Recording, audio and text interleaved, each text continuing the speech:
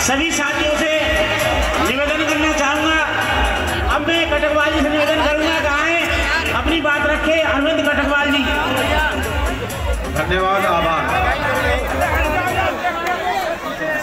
सभी साथी जिनका व्यवस्था बनाए रखे बैठ जाइए please. Bhim army, Bhim army.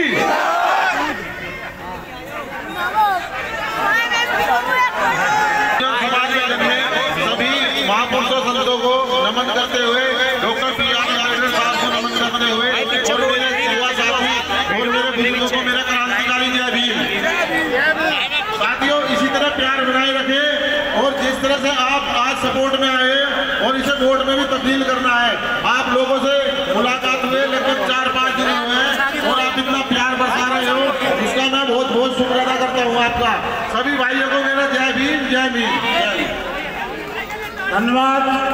अभी मानवर जी का स्वागत कर रहे हैं बीरबल जी और जितेंद्र प्रसाद जी। साथियों समय काफी हो चुका है, राष्ट्रीय अध्यक्ष जी हमारे बीच में है, आए हमें दिशा निर्देश देने मानव आजाद जी।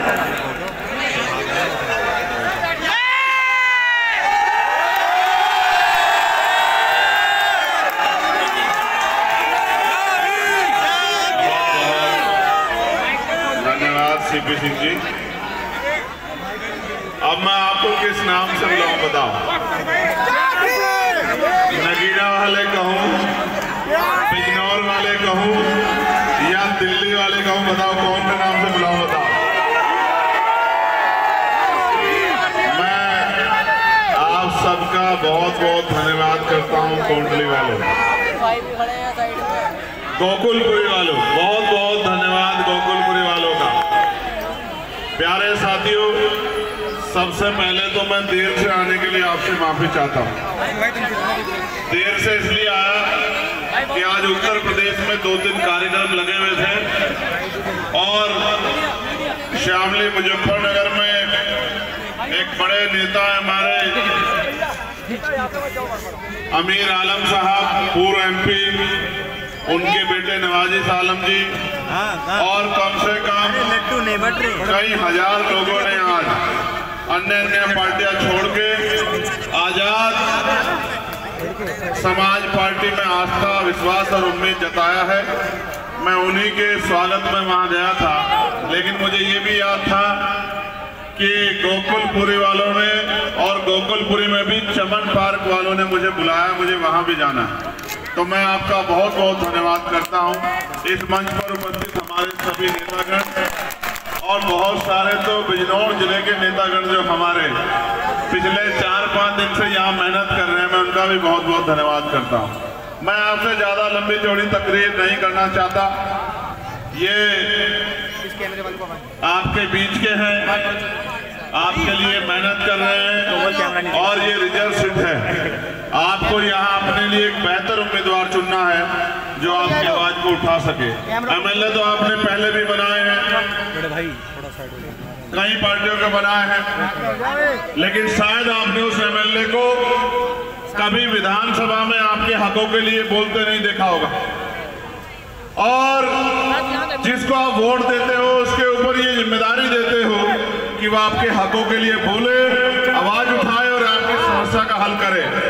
ये एरिया देख के ऐसा नहीं लगता कि ये वही दिल्ली है जिस दिल्ली में चारों तरफ हर चौक पे एक फोर्स का जवान या पुलिस का सिपाही खड़ा होके दिल्ली की रक्षा कर रहा है। साफ सुथरी दिल्ली, पीने के लिए बढ़िया पानी, अच्छी हवा, नाली की व्यवस्था शानदार। ऐसा लगता है दिल्ली में नहीं विदेश में, लेकिन वो अमीरों की दिल्ली है।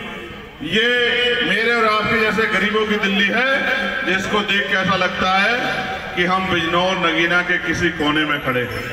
प्यारे साथियों, मैं आपसे कहना चाहता हूं कि आपको अपनी लड़ाई को लड़ने के लिए एक मजबूत कंधे की जरूरत है, मेरे जैसे कंधे की, जो मिट तो सकता है लेकिन झुक नहीं सकता, जो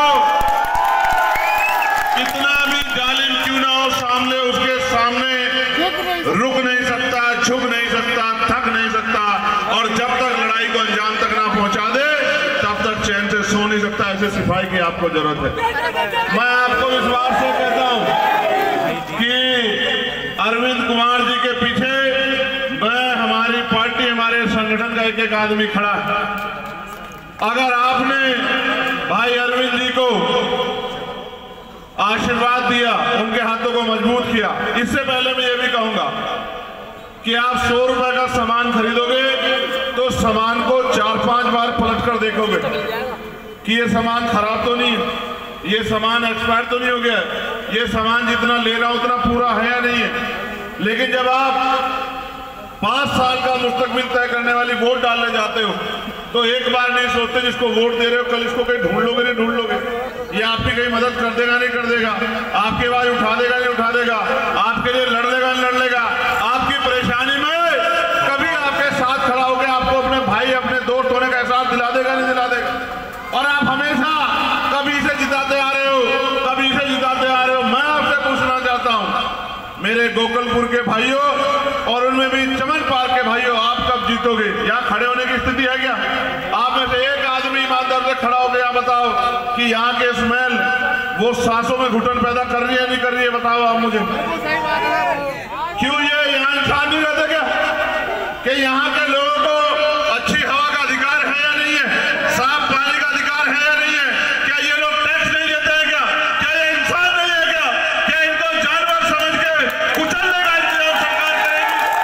मैं आपको जिम्मेदारी से कह रहा हूं, मैं तो आपका अपना हूं और आप जानते हो 24 घंटे 7 दिन। और मैं आपको विश्वास दिला के कह रहा हूं कल पार्लियामेंट चलेगा और कई ऐसे मुद्दे उत्तर प्रदेश के जहां उत्तर प्रदेश में जुल्म हुआ है, संबल से लेके और अयोध्या तक, और वहां की सरकार ने गरीबों का मजाक उड़ाने का काम किया। कल पार्लियामेंट चलेगा।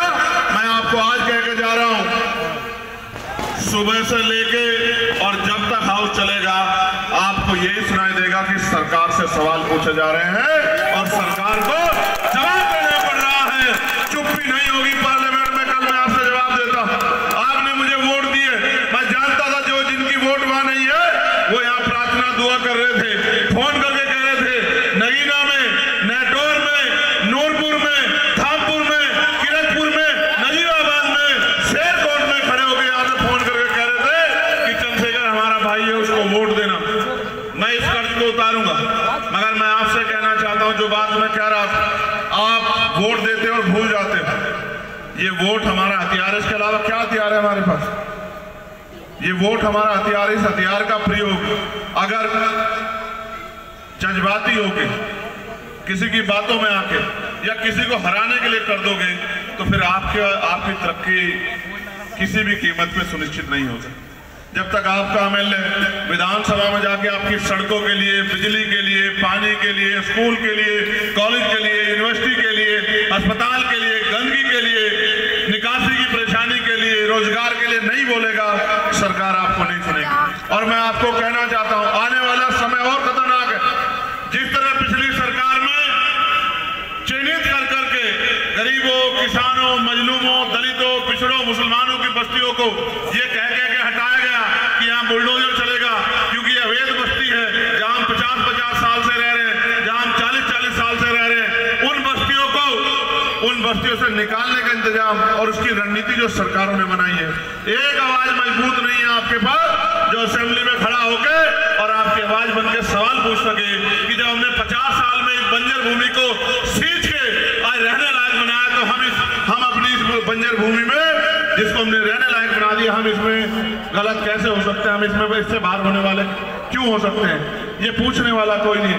इसलिए मैं आपसे अपील करके कहना चाहता हूं कि उधर तो दूसरी तरफ मैं देख आया था, मैं उस दिन गया था गुरु रविदास जी के गुरुघर, उनकी कमेटी यहाँ बैठी है, उन्होंने तो मन पक्का कर लिया। अब आपकी बारी, आपको जिम्मेदारी देने आया हूं। एक मौका आप भाई अरविंद जी को दो, जहां आपको जरूरत पड़ेगी 24 घंटे 7 दिन चंद्रशेखर आजाद आपकी सेवा के लिए खड़ा रहेगा। इस बात का मैं आपको विश्वास दिलाता हूं।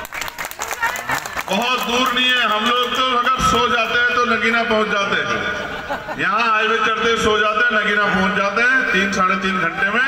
और ये नगीना के लोग यहाँ इसलिए घूम रहे हैं ये इसलिए घूम रहे क्योंकि ये चाहते हैं कि अब हमारी शक्ति बननी चाहिए और हमारी ऐसी मजबूत आवाज बननी चाहिए जो समय समय पे हमारी लड़ाई को मजबूत करे।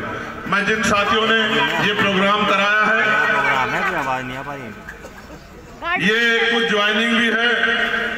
ये हमारे नेता सलीम अंसारी साहब इतने बड़े कागज लाते हैं, जब लाते हैं। असलम अंसारी साहब, दिलशाद अंसारी साहब, सरताज अंसारी साहब, असलम अंसारी जी दूसरे, तनवीर अंसारी, इनफार अंसारी, अरशद अंसारी, इमरान मुल्ला जी, इमरान अंसारी जी, जाहिद अंसारी जी, तारिक अंसारी, नदीम अंसारी, अयूब अंसारी, सारे ही आ गए क्या? सालिम अंसारी, रिजवान अली, साहिद अंसारी, सोएब अंसारी, अनीस अंसारी, मोहम्मद अली अंसारी, मोहम्मद मुनशाद, सलीम शेख, गुफरान अंसारी, इरफान अंसारी, रियासत भाई अंसारी,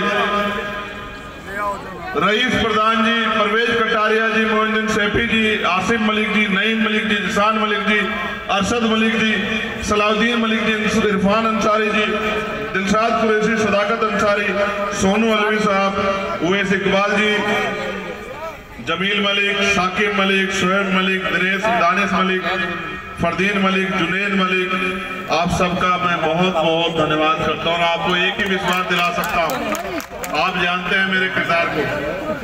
क्या कभी किसी पे जुल्म हुआ तो चंद्रशेखर ने पीछे लाइन में खड़े होकर इंतजार किया, आगे बढ़ के सामना किया? बताओ ईमानदारी से, पूरी जिम्मेदारी से बताओ, सामना किया या पीछे खड़े होकर इंतजार किया? बताओ। तो फिर एक मदद मेरी कर देना, मैं ये जानता हूँ और हम तरीका भी जानते हैं, आप भी जानते हैं कि हमारी जड़ें इतनी मजबूत है कि हम रात रात में बहुत कुछ बदल सकते हैं। जब जानते हो नहीं जानते हो? तो यहाँ मैं आपको जिम्मेदारी के तौर पे कह रहा हूँ, फोन उठाओ, जेब में देखो, निकालो, निकलेगा, देखो जेब, डालो जेब में हाथ, है फोन? इस फोन में नंबर होंगे नहीं होंगे गोकुलपुरी के? एक फोन भाई 8 घंटे हम लोग अपना घर चलाने के लिए मेहनत करते नहीं करते हैं? इज्जत की जिंदगी जीने के लिए, अधिकार के साथ जिंदगी जीने के लिए, अपनी लड़ाई लड़ने के लिए, 5 साल के लिए अपना भविष्य तय करने के लिए, क्या हम आने वाले 2-3 दिन 1 घंटा फोन भी यूज नहीं कर सकते? क्या अपना कर सकते? नहीं कर सकते? कर सकते हैं। तो फोन निकाल के 1 घंटा गोकुलपुरी वालों को फोन करना कि इस बार वोट को इधर उधर नहीं डालना, इस बार क्या है हमारा निशान? इनको पूछ रहा हूँ, क्या है निशान? क्या है निशान? नहीं, ये केतली कहाँ है? वो केतली दिखाओ, ये केतली है ना? सारी सरकार देख ली, अब की बात देख ली। ये केतली नहीं है, अलादीन का चिराग है। क्या है देखो, ये बताओ। अलादीन का चिराग। हमने मोदी जी से केतली छीन ली है, अब जब केतली नहीं होगी तो चाय पिला के जनता का बेवकूफ नहीं बना पाएंगे। ठीक है, अभी केतली छीनी, आगे चाय वाला कारोबार भी खत्म कर देंगे। ठीक है, फिर ये काम भी हम पे ही रहेगा, तो जनता का नुकसान भी नहीं कर पाएंगे। एक बात और कह दी, सुनो, ये भाजपा के लोग कह रहे हैं 500 रुपए का सिलेंडर देंगे, कह रहे हैं नहीं कह रहे? और ये कह रहे हैं कि भाई हम 2500 रुपए महिलाओं को भी देंगे, कह रहे हैं ना? मैंने इनसे अभी पूछा, नहीं अभी की सुन लो, छोड़ दो पुरानी। मैंने इनसे पूछा, भाई उत्तर प्रदेश की जनता ने तो आपकी सरकार बना रखी, उनको दे दो 500 का सिलेंडर, वहां की महिलाओं को दे दो 2500 रुपए, हरियाणा वालों ने अभी ताजी बनाई उनको दे दो, उत्तराखंड वालों को दे दो, मध्य प्रदेश राजस्थान वाले दे दो, इनको देना कुछ नहीं है, इनका बस चले तो ये हमारी रोजी रोटी भी बंद कर दे और ये हमारे सांस लेने का अधिकार भी छीन ले, इनका इलाज परमानेंट करना पड़ेगा। इसलिए बहादुर लोगों की जरूरत है। बहादुर लोगों में से एक अरविंद कुमार आपके बीच में है, दोनों हाथ उठा के भाई अरविंद को आशीर्वाद देके ये विश्वास दिला दो कि इस बार आप अपनी वोट से ताकत बनाएंगे और अपने भाई चंद्रशेखर आजाद को लड़ाई लड़ने की हिम्मत दोगे? दोगे नहीं दोगे? बताओ। ऐसे नहीं, हल्की आवाज आ रही है। ये बीच में बिजनौर वाले नहीं लग रहे, कोई और मोहल्ले वाले लग रहे। बिजनौर वालों की तो आवाज का रुका बहुत दूर तक जाता है, जाता है नहीं जाता है? तो बताओ जोर से, मदद करोगे नहीं करोगे? बहुत बहुत धन्यवाद, नमस्कार, आदाब, सत श्री अकाल, जय भीम, जय भारत। एक आखिरी बात, जब तक चंद्रशेखर आजाद है घबराना नहीं। क्या कह रहा हूँ, सुन रहे हो नहीं सुन रहे हो? जब तक चंद्रशेखर आजाद है, घबराना नहीं। अब ये पार्लियामेंट में मैं प्रधानमंत्री जी को बताऊंगा कि ये जो कर रहे हो ना पूरा साजिश, यूसीसी, वक्फ बोर्ड, इसका जवाब हम चुनाव के बाद सड़कों के माध्यम से देंगे। प्रधानमंत्री जी, हम लोग चुप बैठने वाले नहीं है, मेरी बात को याद रखना। आप वहां बहुमत में हैं, आप वहां बहुमत में, हम सड़कों पे बहुमत में हैं। जिस तरह हमने एनआरसी में आपको जवाब दिया था, हम यूसीसी और वक्फ पे भी जो है सड़क पे आपको जवाब देके बताएंगे कि हम में कितनी हिम्मत है, हम अपनी लड़ाई को कैसे लड़ सकते हैं। बहुत बहुत धन्यवाद।